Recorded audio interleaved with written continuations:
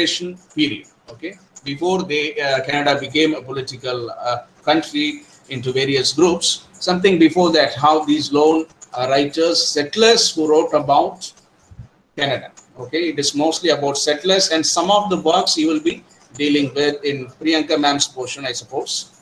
Roughing It in the Bush, Susanna Moody, and such writers you will be dealing with. So it starts with the pre-Confederation period. Canadian writings are about the experiences in the New World, mainly defined by Canada's location in the north and also by its climate, too cold in winter and too hot in the brief summer.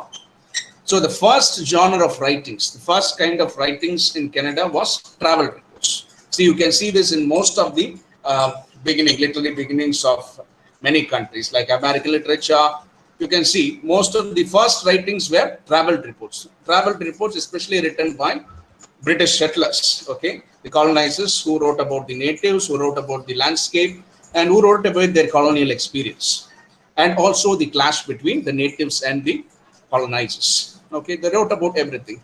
Okay, and they also wrote sympathetically about the natives. Okay, their problems and how they were killed. Okay, the mass killings that happened, the atrocities that happened for natives, and there were many good colonizers, Britishers, who wrote about the natives also and their way of life and how they suffered under British colonialism. So first genre writers living in the colonies, they wrote about a sense of loss.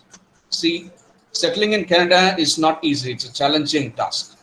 So they also felt a sense of loss. See, anyway, if you shift from one place to another place, wherever you are, you will feel a sense of loss. Okay, a sense of rootlessness in diaspora terms. Okay, excitement also.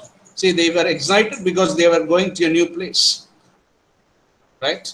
Wilderness, civility of Canada. So they want to civilize the natives, a kind of a civilizing mission. Okay, they thought they were civilizing the natives, and the bush landscape was converted into garden landscape. They were trying to prune it and make it as a beautiful garden. This is what, okay, Britishers, they do. They try to change the natural landscape into a beautiful garden landscape according to their aesthetic, okay, delight. And the ladies, especially who came to Canada, they followed the British code of conduct, the social codes as gentle ladies, gentlemen and gentle ladies. And they have to be as they were in British, okay, they have to follow the social codes, right, back home. Similarly, they exhibited that kind of social code in Canada. So this is an important work, the first important work, the history of Emily, first Canadian novel, history of Emily Monte, and the important character in this, okay, Francis Brooke, written the history of Emily Monte by Francis Brooke, and Mrs. Francis Brooke is the major character, and this is considered to be the first Canadian novel, the history of Emily Monte by Francis Brooks. And the type of this novel is epistolary. What is epistolary? Can someone answer me? What is epistolary form? Epistolary form of writing. In the form of letters.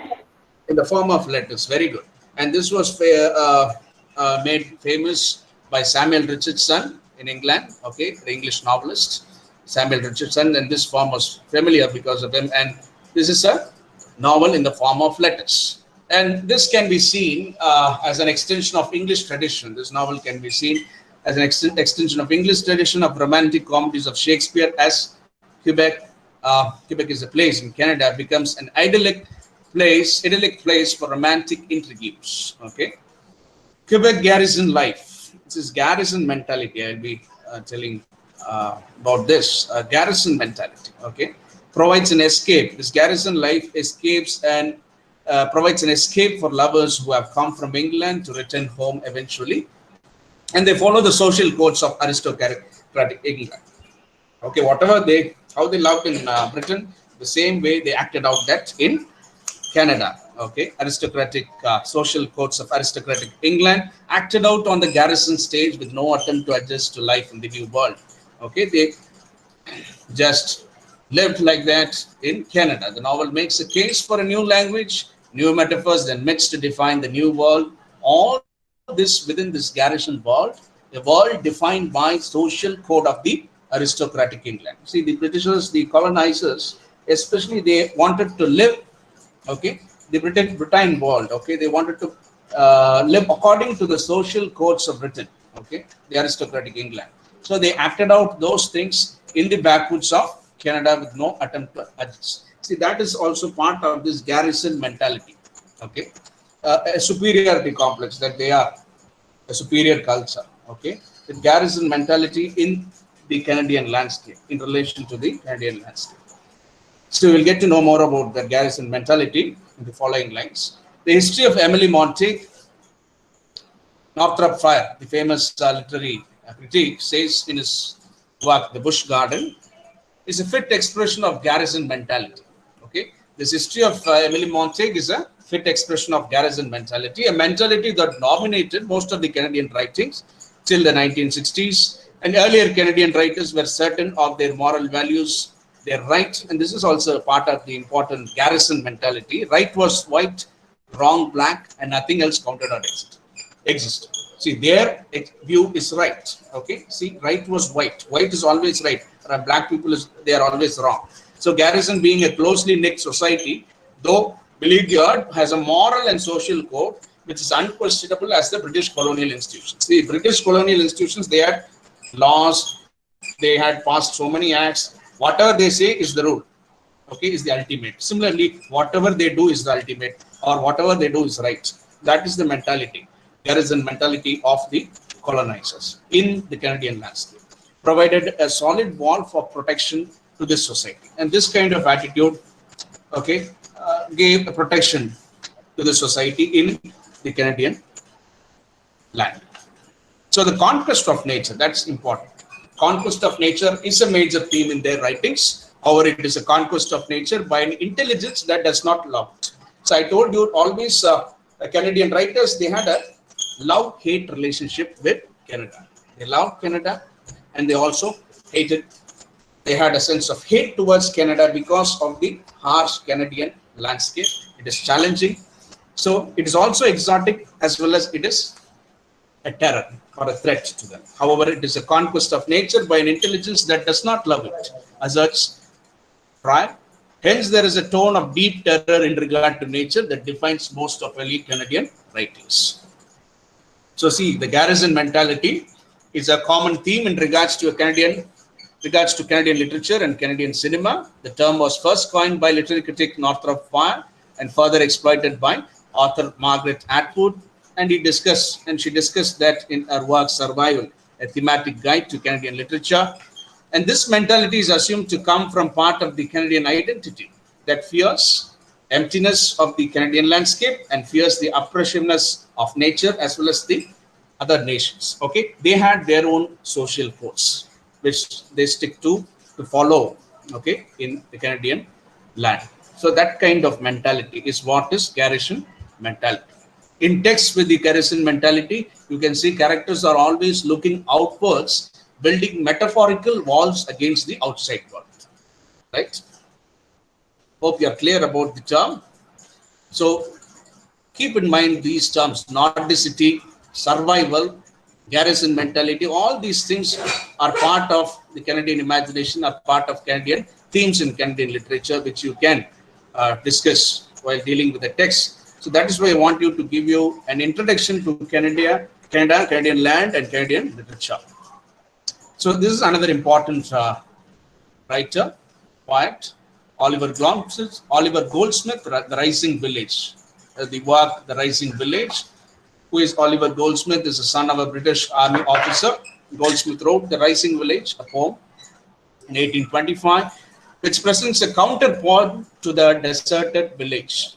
Another work written by his uncle, Counterpoint to the Deserted Village, written in 1770. So what this Rising Village is about, it celebrates the emergence of a Canadian agrarian society. Okay, agrarian society. You know what is an agrarian society? Which will compensate the loss that Britain has undergone because of urbanization. Okay, the ecological crisis that happened, the urbanization, the loss of landscape because of urbanization, So in this poem, the poet, full of the colonial pride and arrogance, describes his sufferings. The immigrants undertook to raise a village in wilderness for the progress and happiness of the future possession of the village. I've given you a few lines from the poem. Have a look at it.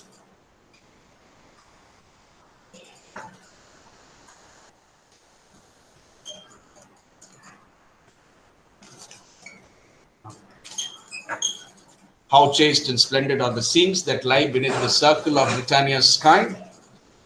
What charming prospects there arrest the view.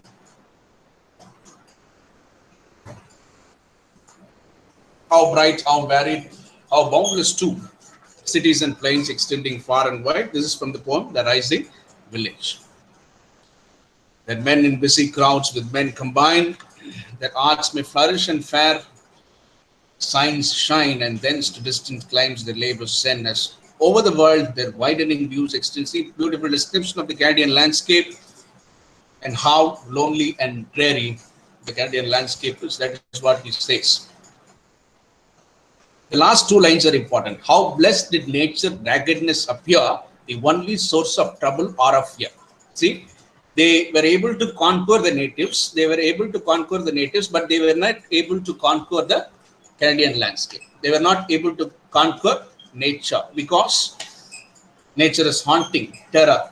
Okay, it is a dread in Canada, in Canadian, the Canadian landscape and the winter climate. Everything is challenging for the settlers, even though they were able to conquest. Okay, the Canadian people, especially the First Nations people, natives, but they were not able to conquer nature. They did it, but they did it with so much of pain and so much of challenge, fear, and trouble, a source of trouble. So the poem illustrates typical characteristics of the pre-Confederation poetry that reflects colonial imagination, is imitative in nature, and there is an immigrant sense of loss and displacement. See, the moment you come from your native place, from Britain, they felt a sense of loss and displacement. See, how would have the natives of Canada, but they did not consider it. Okay, Britons, the colonizers, they just considered Canada as a no man's land. Okay, there is nobody. They are the first settlers, the kind of attitude, because they did not consider these natives as human beings at all. Okay, they were less than human beings. That is why they had a kind of a civilizing vision towards the natives. Establishing a village and defining a new place for British Empire is a tough task. So in the last line of the passage, as I told you, nature is the only source of trouble and fear for the colonizer, who has conquered, vanquished the native Indians of the area, but has yet to conquer nature, which is hostile to them. Okay, nature is hostile to him. This terror of the hostility of nature, so well expressed in his poem, was perhaps the most important defining force on the Canadian imagination till recently. Right. So with Susanna Moody's Roughing It in the Bush, I will conclude. Susanna Moody's Roughing It in the Bush, okay, her account of Canadian settlement and how she came from Britain and settled down in Canada in the harsh Canadian landscape. She describes her experiences in Roughing It in the Bush. This is part of your new literature paper. So just listen. I'm just giving you an introduction to Susanna Moody's Roughing It in the Bush. Susanna Moody, 1803 to 1885. So who is Susanna Moody? An immigrated to Canada. She is an immigrant to Canada in 1832 with a young child and husband who had retired from British Army. And she was given free land to settle in the colony of Upper Canada. And this Roughing It in the Bush is also called as forest life in Canada, which indicates she had a double feeling for nature. She had an ambivalent feeling, double feeling. That is what I told you, love-hate relationship. So most of the early settlers, they had this kind of attitude towards Canada. Wordsworthian awe inherited from the British Romantic tradition and terror that nature evoked in a stark reality of the life in the bush. The stark reality, okay, of the landscape, the climate, harsh climatic conditions, that is really challenging for them to construct something and settle down there. Okay, construction of buildings, it's a difficult task. And she suffered there alone as a woman in the Canadian backwoods. So Moody's book has a series of anecdotes. What is an anecdote? Can anyone say? What is an anecdote? Sojan is there. Is he there? Sojan? Benny irkiya? Bennett irkiya? Sir ஒரு Bennett? குட்டி கதை மாதிரி sir, ஒரு example மாதிரி sir.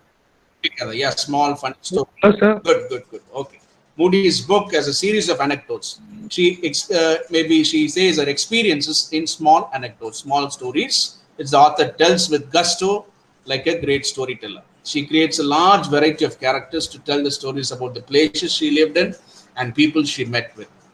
So again, see this Susanna Moody's Roughing It in the Bush talks about the double-mindedness attitude, the love-hate relationship towards Canada, towards nature, and Canada makes an ambivalent attitude, which again is a typical of Canada. And she also talks about anti-American feelings. These people also had anti-American feelings. This Yankees, have you heard of this term? Yankees or neighbors to them in Roughing It in the Bush. See, they are kind of a silly people. They had their attitude is something uncivilized, as per the Britishers' view. They are garrulous, borrowing, intrusive, insensitive, prying fellow settlers who have no manners. So that is what the anti-American feelings. So these people are called as Yankees. Okay. So Roughing It in the Bush, Susanna Moody talks about the anti-American feelings of the settlers, the Britishers especially, towards this group of people called Yankees. Okay. Who are settlers. They are also a group of settlers, okay, like neighbors like Emilius and Benny Fine, Uncle Joe. Roughing It in the Bush are guerrillas and borrowing, intrusive, insensitive, prying fellow settlers who have no manners. Right. So we will conclude with this writer, Charles Sangster. Charles Sangster was hailed as the first important national poet in his own time by virtue of the two collection poetry. And he imitated British. Okay, see, you can see most of the writers imitating British models. Okay, like the Wordsworth, romantic Wordsworth, the landscapes like the English romantic poets. He responded to the Canadian landscape like the English romantic poets. So you can see this. He discards the neoclassical tradition followed by Oliver Goldsmith and other Canadian poets to follow Wordsworthian instincts. He was like a Wordsworth. Okay, like Wordsworthian instincts to respond to his immediate environment. Sangster has not created a native idiom to do so, but during 1850s he produced at least 450 pages of poetry. So the name is Saint Lawrence and Sanguine. And Sangster and his fellow poets, you have to understand that these writers made a concentrated effort to produce poetry which is national poetry, national literature for Canada. Okay, that's all. I will conclude with this. We will continue in the next class. Okay, the rest of the history of Canadian literature. Hope you understood. Any questions?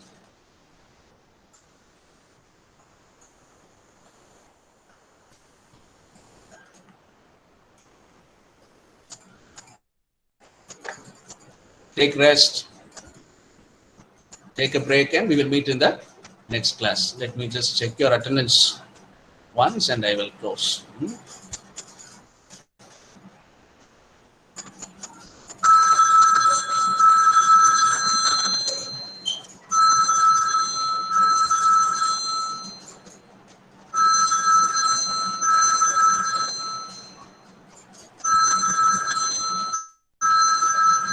Any questions you can put in the chat box, or you can unmute yourself and ask me.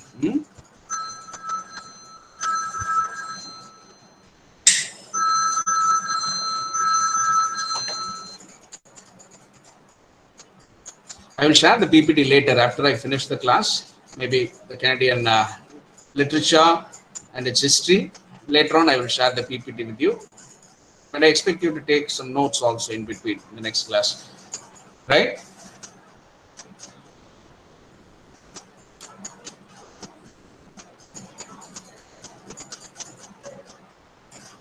Bye-bye.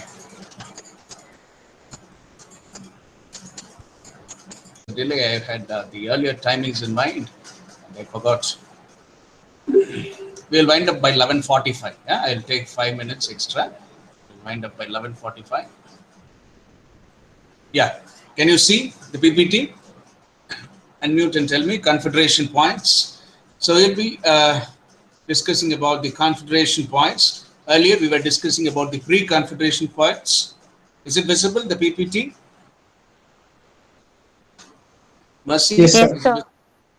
Charles G.D., Archibald Lampman, and Duncan Campbell. Okay, these are the three important points we'll be discussing today. The first two, Charles G.D. and Archibald Lampman. And these Confederation points had a set of themes, universal themes and subjects. They assimilated their borrowings from the British and American writers to make them Canadian. See, earlier we saw that we were discussing about the terms Nordicity, survival, right? Garrison mentality. And the early writers, especially the settler writers, were writing mostly about their settler experiences and their challenging experience in Canadian landscape.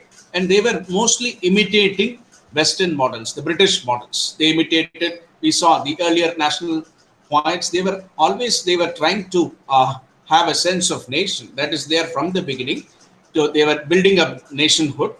But most of the writings, early writings, were emulating British writers, especially we saw Wordsworth. You can see even in Confederation points, they were assimilated from British and American writers. They did not just imitate or they did not just copy the form and models of British writers. They took from British and American writers and they created something new, right?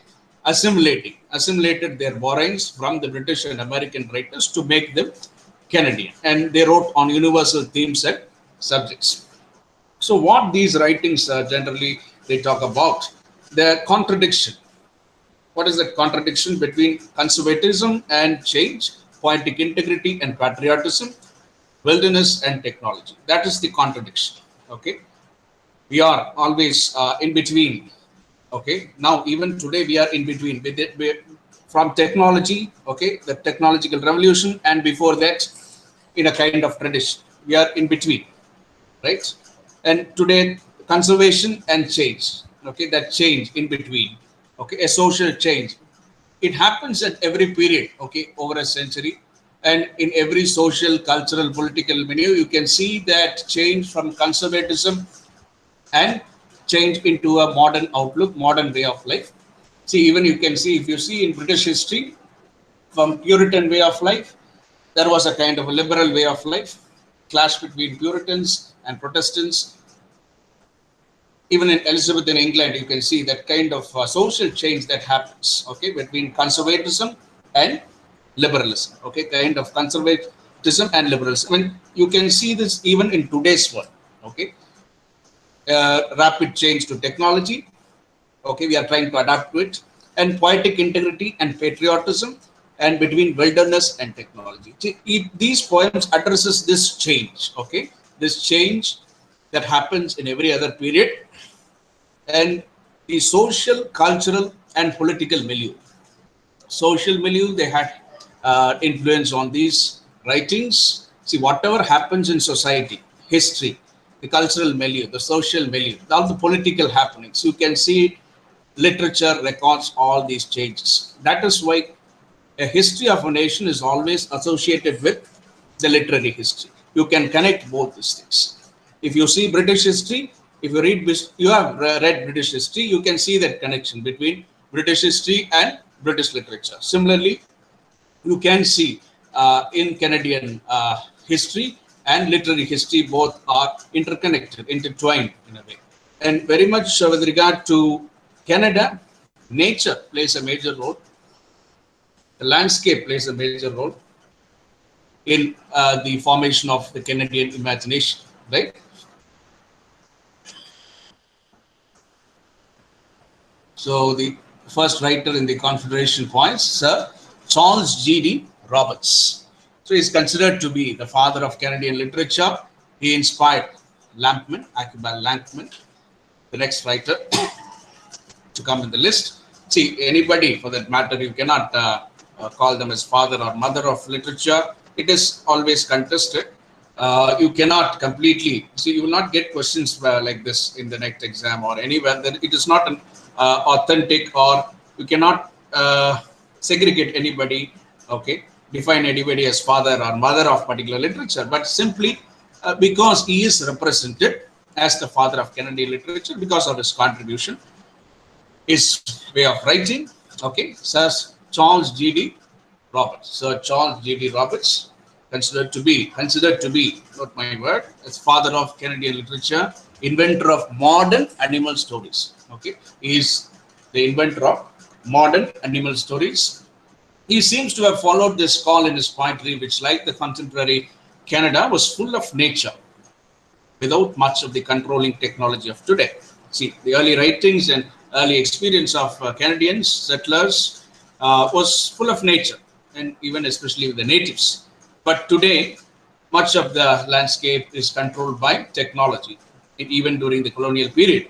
Uh, he did not like the narrative form in poetry. Instead, he wrote lyrics, sonnets on themes of love, philosophy, landscape, cityscape, patriotism, and war. These are some of the themes Charles Roberts writes. Okay, lyrics and sonnets on love, philosophy, landscape, cityscape, patriotism, and war.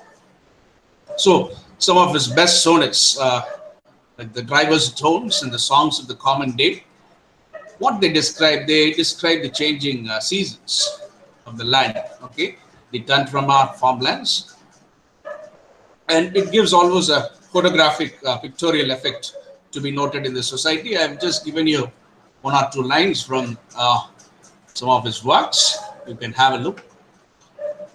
A high bare field, brown from the plough and brown aslant from sunset, amber wastes of sky washing the ridge, a clamor of crows that fly.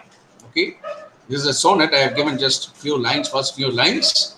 The sonnet is particularly rich in use of alliteration, like the English poets. Roberts has put the form of sonnet to paint landscape, as that is a peculiar Canadian preoccupation. See, Canadian preoccupation is that they always write about nature. Okay, they were influenced by nature very much, because that is why they write about nature. They had to encounter harsh nature, and as I have already told you, the kind of relationship they had, the ambivalent relationship they had with nature, they represented all those things. Writers, especially in the Confederation period. See, some of the lines are the old time stir. How once it stung me with rapture, old time sweetness. The winds frightened. See the fear associated with the landscape. The winds frightened with honey and salt. Yet will I stay my steps and not go down to the marshland. Muse and recall far off, rather remember than see, lest on too close sight I miss the darling illusion. Spite at the task, even here the landscape changing. High bare thread. What you see in these lines, you can see that Charles is influenced by American Transcendentalists and English Pre-Raphaelites. He displays a modernist vision in his poems. He sees man's belief in permanence as an illusion in a world that goes by chance and change. That is what the line ends with, chance and change. So he was influenced by American Transcendentalists. Who are American Transcendentalists? Can you define what is American Transcendentalism? Can anyone? Who are American Transcendentalists? You studied American literature, right? We are studying this semester. Can anyone say what is Transcendentalism, American Transcendentalism? Who are the poets associated with that?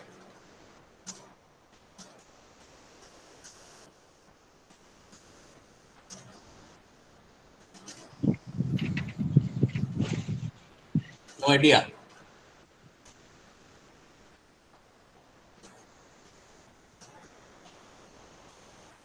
Okay. Sir, Coleridge, sir. What's your and Coleridge, No. sir? They are romantics. American Transcendentalists, Emerson, Thoreau, okay. Emerson, Thoreau, they are American Transcendentalists, American writers, okay. Maybe that's a form of romanticism, American romanticism. It is American Transcendentalism. They believed in oneness of man, nature, and God.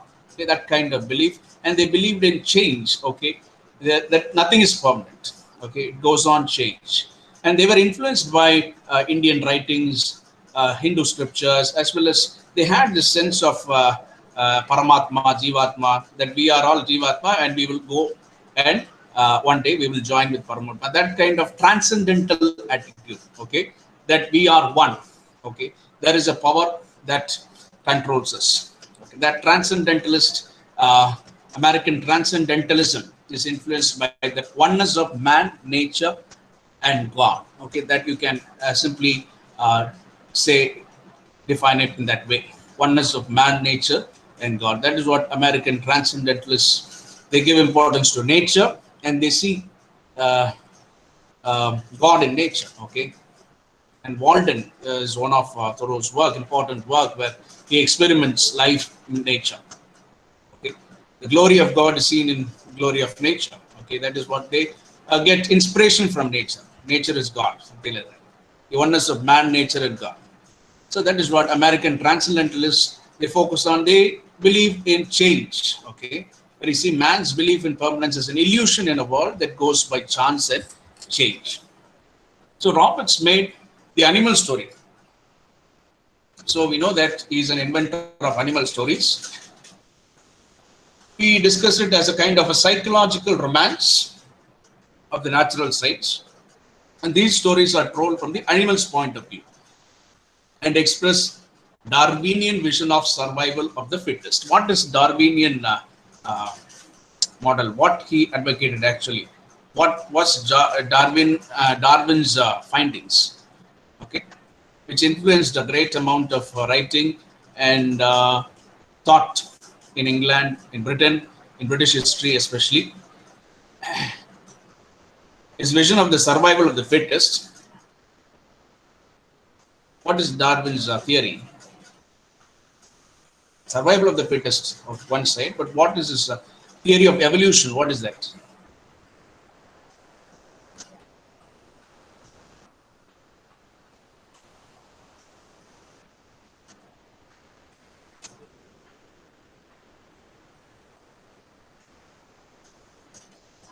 Every creature in this world lives in danger. Okay, Darwinian vision of the survival of the fittest and the evolutionary process, how man came from monkey, and such findings which may be questioned or which made problematize the belief or shook the faith of people. Okay, such findings had a great influence on writings and English writings especially.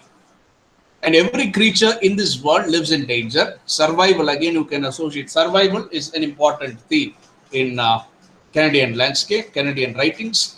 In these animal stories depends upon what we call woodcraft, resourcefulness, and not on nature. The divine source, as in his nature poetry, in which the intention of the writer is to take the reader back to nature to establish a kinship with nature, a primitive kind of kinship with nature. Our natural tendency to relate with nature. That is what he is focusing on, right? Our natural tendency to relate with nature. We have this natural tendency to relate with nature. We understand that we are part of nature, a kinship with nature. That is what his writings, okay, reinforce and make us aware of his nature poetries, right? Ultimately, it captures the contradictions of civilization and wilderness. Civilization and wilderness. Can you say something about civilization and wilderness? Simple terms, and you know that. The contradiction between civilization and wilderness. Can anyone comment on that? It is eternal. The contradiction between civilization and wilderness is eternal.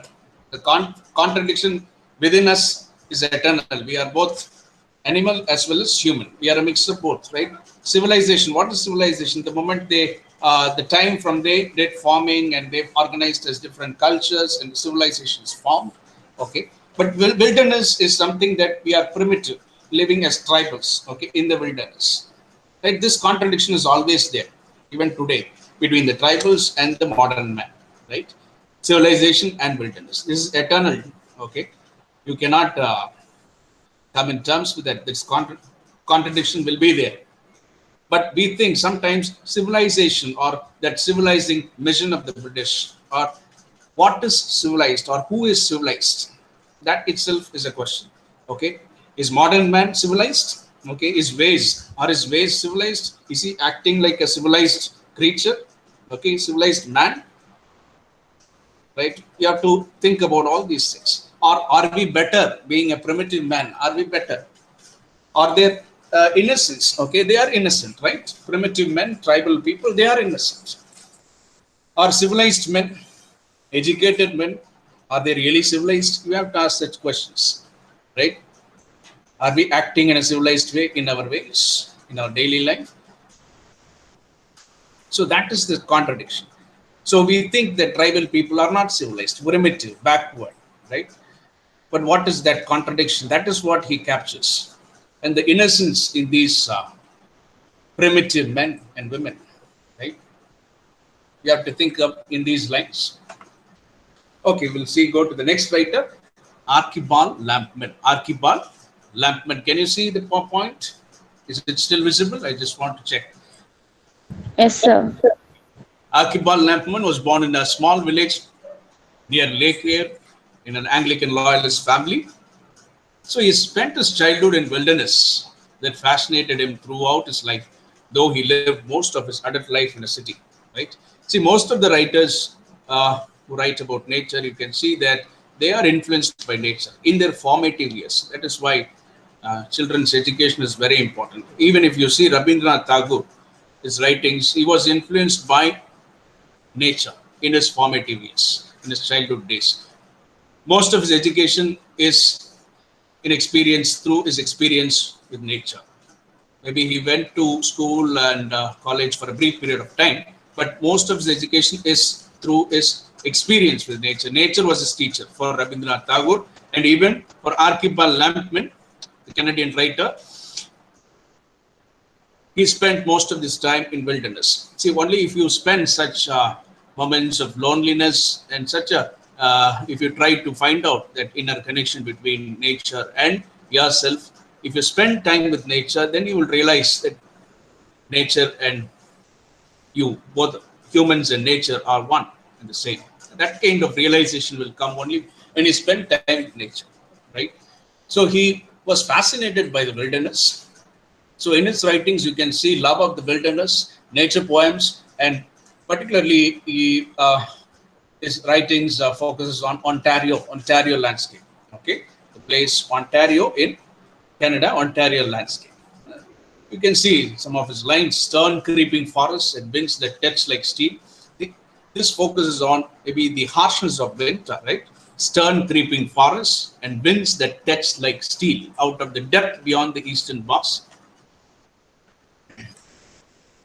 Glittering and still shall come the awful night. Glittering and still shall come the awful night. A sense of awe is there. Again, as I told you earlier, Canadian writers, they portray that kind of love-hate relationship. They show that kind of love-hate relationship with the landscape. They are in awe at a moment, but they also fear the landscape. That is the kind of love-hate relationship with Canadian landscape. Most of the writers, they show that in their works. The vision that he presents in this and other poems owes much to Wordsworth in particular and romantics in general. See, mind you, the pre-Confederation poets, they just imitated British writers. But here, you see a kind of assimilation of the British and American writers. Okay, an assimilation of British and American writers, and they are trying to create something new.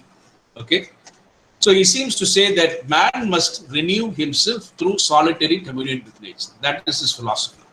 Archibald's philosophy is man must spend time with nature. He should renew himself through solitary communion with nature. Right? Are you clear? However, this celebration of nature is touched by unease as nature in Ontario. That is what I told you. It's not like that of Lake District. It is not so sweet and welcoming as the nature in Lake District in Wordsworth's poetry. Here, there are stern creeping frosts, and winds that touch like steel, the lines which we saw earlier, reminding the poet about the awful night that shall eventually fall. Thus, his vision of nature is touched by unease and even fear. That is that love-hate relationship that writers, many Canadian writers, okay, they had that vision of nature. They showed that nature, the ambivalent relationship they had with nature. You can see in many of the points. We'll conclude with this. I'll just check your attendance and I'll continue with the modern points and postmodern points in the next class. Okay, let me check your attendance. If you have any questions, you can put in the chat box.